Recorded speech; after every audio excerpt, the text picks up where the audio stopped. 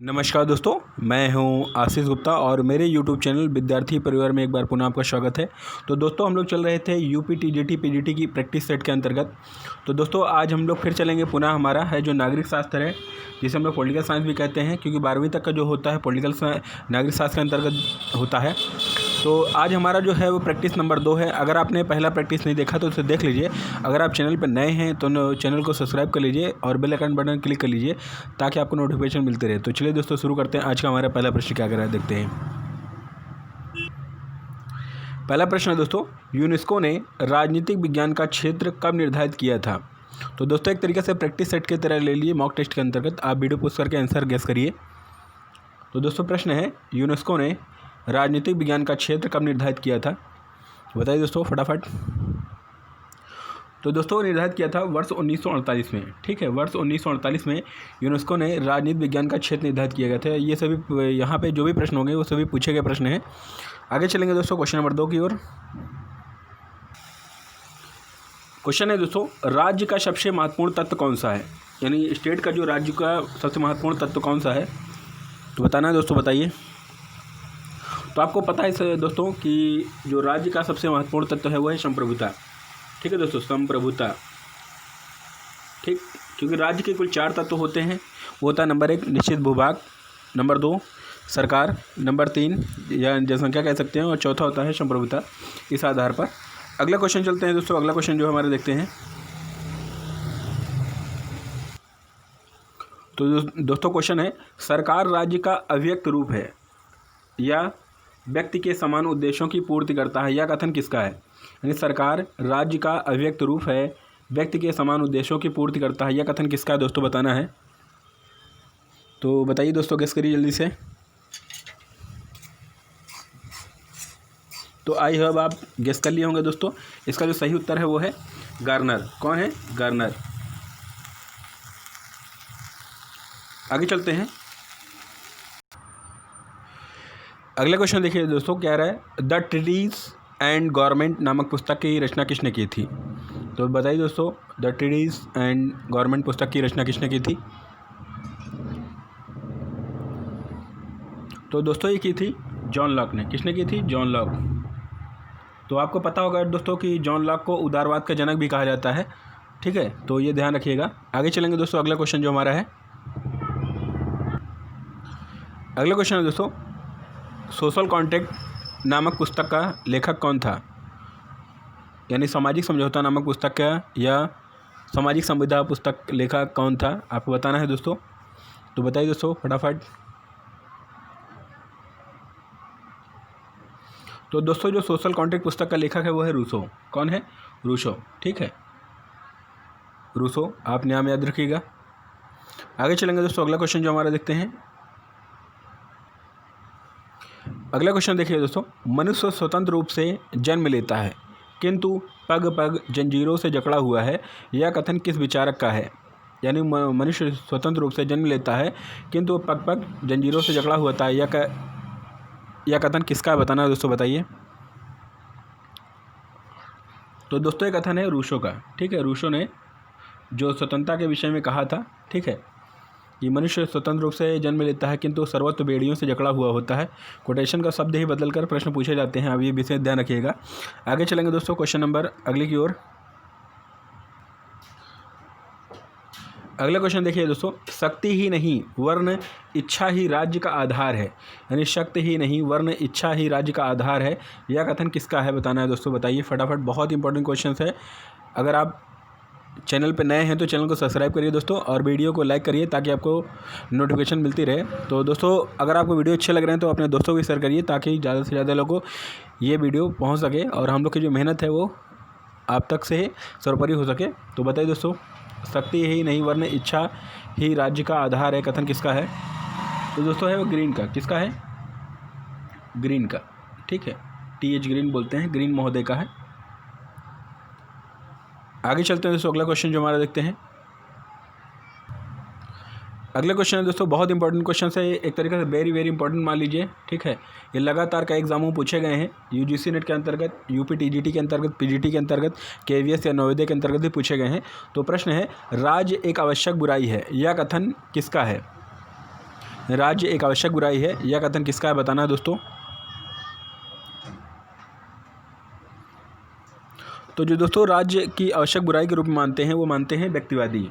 ठीक है, याद रखिएगा, व्यक्तिवादी जो विचारक हैं, ठीक है, राज्य को एक आवश्यक बुराई के रूप में मानते हैं।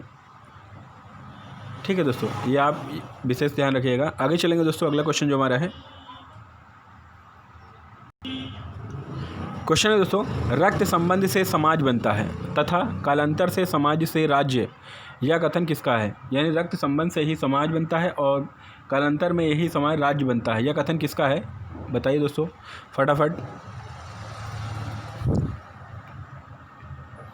तो दोस्तों ये कथन है आपका मैकाइवर का। किसका है? मैकाइवर का। ठीक है दोस्तों, एक समाजशास्त्री भी हैं, राजनीति शास्त्री भी हैं। ठीक है, मैकाइवर कथन है। आगे चलेंगे दोस्तों, अगला क्वेश्चन जो हमारा है, प्रश्न है दोस्तों, वैज्ञानिक समाजवाद का जनक किसे माना जाता है। वैज्ञानिक समाजवाद का जनक किसे माना जाता है बताना है आपको, बताइए दोस्तों फटाफट। तो दोस्तों जो वैज्ञानिक समाजवाद का जनक माना जाता है वो माना जाता है कार्ल मार्क्स को। ठीक है, कार्ल मार्क्स को। ठीक है, जिसने वर्ग संघर्ष नामक दो विचारधाराओं का सिद्धांत दिया था, और इसने एक पुस्तक लिखी है, बहुत ही प्रसिद्ध पुस्तक है, वो भी ध्यान रखिएगा। इसने तो कई पुस्तक लिखी है, जो फेमस पुस्तक में है दास कैपिटल। ठीक है, इनकी जो प्रसिद्ध पुस्तक है वो दास कैपिटल है। ठीक है दोस्तों, ये इसकी प्रसिद्ध पुस्तक है। तो इसका जो वैज्ञानिक समाजवाद का जनक है वो कार्ल मार्क्स को माना जाता है। आगे चलेंगे दोस्तों, अगला क्वेश्चन जो हमारा देखते हैं। क्वेश्चन है दोस्तों, साम्राज्यवाद पूंजीवाद का अंतिम चरण है। यानी साम्राज्यवाद पूंजीवाद का अंतिम चरण है, यह कथन किसका है बताइए दोस्तों। तो ये कथन है दोस्तों लेनिन का। किसका है? लेनिन का। ठीक है, लेनिन विचारक थे, जिन कथन है लेनिन का। आगे चलते हैं दोस्तों, अगला क्वेश्चन जो हमारा है, अगला क्वेश्चन दोस्तों वेरी वेरी इंपॉर्टेंट के अंतर रख लीजिए। ठीक है, ये प्रश्न है, राज्य पृथ्वी पर ईश्वर का अवतरण है, यह कथन किसका है। राज्य पृथ्वी पर ईश्वर का अवतरण है, यह कथन किसका है दोस्तों बताना है, बताइए फटाफट। तो दोस्तों कथन है हीगल का। ठीक है, हीगल का कथन है, ये ध्यान रखिएगा दोस्तों। हीगल ने कहा था राज्य पृथ्वी पर ईश्वर का अवतरण है, इस रूप में। आगे चलेंगे दोस्तों, अगला क्वेश्चन जो हमारा है, अगला क्वेश्चन है दोस्तों, सप्तांग सिद्धांत के प्रतिपादक कौन थे। यानी सप्तांग सिद्धांत किसने दिया था तो बताना है दोस्तों। तो उसको दिया था कौटिल्य ने। किसने दिया था दोस्तों? कौटिल्य कहिए चाहे चाणक्य कहिए।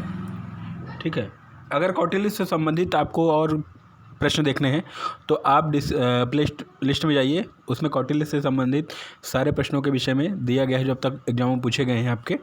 आगे चलते हैं दोस्तों, अगला क्वेश्चन जो हमारा देखते हैं। क्वेश्चन है दोस्तों, संप्रभुता नागरिकों तथा प्रजाजनों के ऊपर सर्वोच्च शक्ति है जिस पर कानून का कोई नियंत्रण न हो, यह कथन किसका है। यानी संप्रभुता नागरिकों तथा प्रजाजनों के ऊपर सर्वोच्च शक्ति है जिस पर कानून का कोई नियंत्रण न हो, यह कथन किस विचारक का है आपको बताना है दोस्तों, बताइए जल्दी से। तो आप दोस्तों गेस कर लिए होंगे। ठीक है, जो संप्रभुता शब्द है वो संप्रभुता के जनक हैं, वो कौन है? बोंदा। ठीक है, बोंदा ने ये परिभाषा दी थी। क्या परिभाषा दी थी?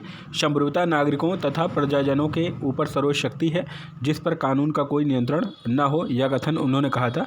आगे चलेंगे दोस्तों, अगला क्वेश्चन जो हमारा है, क्वेश्चन है दोस्तों, विधि शास्त्र पर व्याख्यान, यानी विधि शास्त्र पर व्याख्यान नामक पुस्तक किसने लिखी है। तो बताइए दोस्तों किसने लिखी है। तो लिखी थी जॉन ऑस्टिन ने, जॉन ऑस्टिन।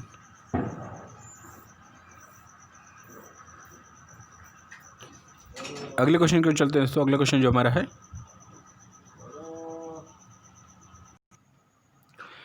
अगला क्वेश्चन है दोस्तों, बताइए ग्रामर्स ऑफ पॉलिटिक्स नामक ग्रंथ किसने लिखा है। यानी ग्रामर ऑफ पॉलिटिक्स नामक ग्रंथ किसने लिखी है बताना दोस्तों, बताइए फटाफट।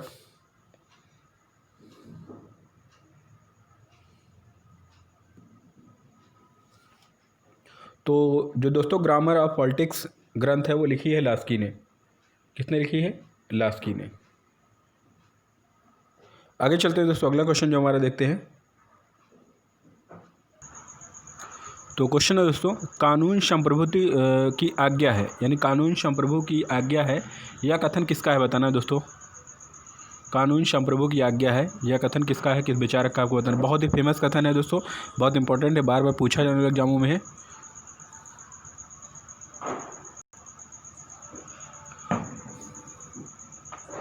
तो दोस्तों है वो जॉन ऑस्टिन का, ठीक है, जॉन ऑस्टिन का,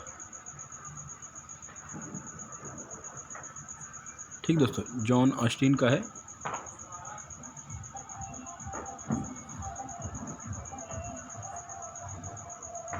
आगे चलेंगे दोस्तों, अगला क्वेश्चन जो हमारा देखते हैं। क्वेश्चन है दोस्तों, स्वतंत्रता अतिशासन का विलोम है, स्वतंत्रता की यह परिभाषा किस विचारक की है बताना है दोस्तों। स्वतंत्रता अतिशासन का विलोम है, स्वतंत्रता की परिभाषा किसकी है। तो दोस्तों है वो सीले की, किसकी है दोस्तों, सीले की है। सीले ने कहा था स्वतंत्रता अतिशासन का विलोम है, इसने स्वतंत्रता संदर्भित परिभाषा दी थी। आगे चलेंगे दोस्तों, अगला क्वेश्चन जो है,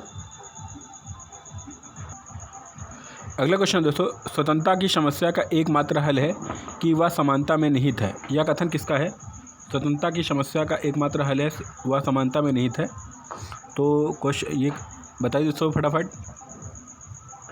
तो दोस्तों कथन है पोलार्ड का, किसका है, पोलार्ड का है, ठीक है दोस्तों। आगे चलेंगे, अगला क्वेश्चन जो हमारा देखते हैं। प्रश्न देखिएगा, नागरिकता प्राप्त करने के लिए कौन सा साधन है। तो आपको पता होना चाहिए दोस्तों, नागरिकता 5 तरीकों से प्राप्त की जाती है।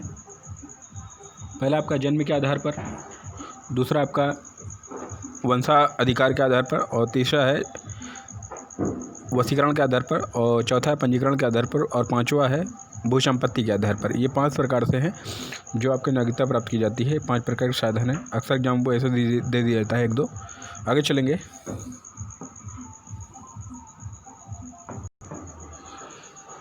प्रश्न देखिएगा दोस्तों, भारतीय संसद में नागरिकता अधिनियम पारित कब किया गया था।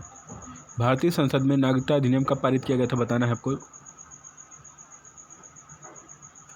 तो दोस्तों पारित किया गया था वर्ष 1995 में,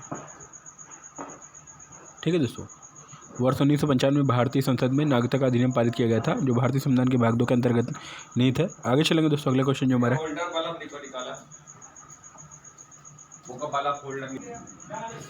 अगला क्वेश्चन देखिए दोस्तों, लोकतंत्र जनता के लिए जनता के द्वारा शासन है, यह लोकतंत्र की परिभाषा किसने दी है। तो आपको पता होगा दोस्तों, अब्राहम लिंकन ने, ठीक है, अब्राहम लिंकन ने परिभाषा दी थी।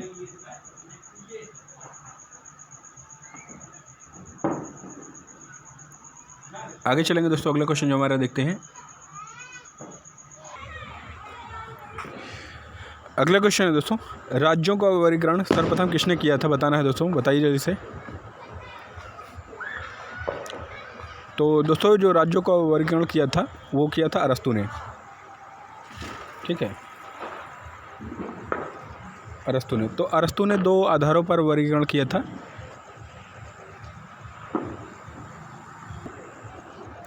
एक दोस्तों संख्या के आधार पर और दूसरा नैतिकता के आधार पर। तो अरस्तु ने जो अपने वर्णन किया था वो 2 आधार पर किया था, ये ध्यान रखिएगा। एक तो संख्या के आधार पर किया था, दूसरा नैतिकता के आधार पर। अगला क्वेश्चन चलते हैं दोस्तों, अगला क्वेश्चन जो हमारा देखते हैं। तो अगला क्वेश्चन देखिएगा दोस्तों, जर्मनी में हिटलर ने किस प्रकार की शासन व्यवस्था की स्थापना की थी बताना है। तो बताइए दोस्तों, जर्मनी में हिटलर ने किस प्रकार की शासन व्यवस्था की स्थापना की थी बताना है आपको। तो दोस्तों की थी तानाशाही की, ठीक है, तानाशाही की स्थापना की थी, आपको पता होगा, ठीक है। हिटलर जो जर्मनी का एक बहुत बड़ा तानाशाह था, ठीक है। तो आगे चलेंगे दोस्तों, अगला क्वेश्चन जो हमारा है, राज्य साधन है साध्य नहीं, यह सिद्धांत किसका है। यानी कौन से विचारक हैं जो राज्य को साधन मानते हैं, साध्य नहीं। तो बताइए दोस्तों। तो मानते हैं दोस्तों उदारवादी, ठीक है, उदारवाद के जो विचारक हैं वो क्या है, राज्य को साधन मानते हैं, साध्य नहीं। आगे चलते हैं दोस्तों, अगला क्वेश्चन जो है, अगला क्वेश्चन दोस्तों देखिए, यह निश्चित है कि सरकार की उत्पत्ति बल प्रयोग के परिणाम स्वरूप तथा बल प्रयोग द्वारा होती है। यह कथन किसका है? तो बताइए दोस्तों फटाफट। तो दोस्तों ये कथन है कार्ल मार्क्स का, ठीक है, कार्ल मार्क्स का। तो दोस्तों ये हमारे कुल, ठीक है, जो प्रश्न थे प्रैक्टिस सेट के बहुत ही महत्वपूर्ण प्रश्न थे। अगले प्रैक्टिस सेट पे फिर मिलते हैं दोस्तों। अगर आपने अभी तक वीडियो को लाइक नहीं किया, लाइक करिए। तो चलिए दोस्तों फिर मिलते हैं अगले वीडियो में, तब तक के लिए जय हिंद जय भारत।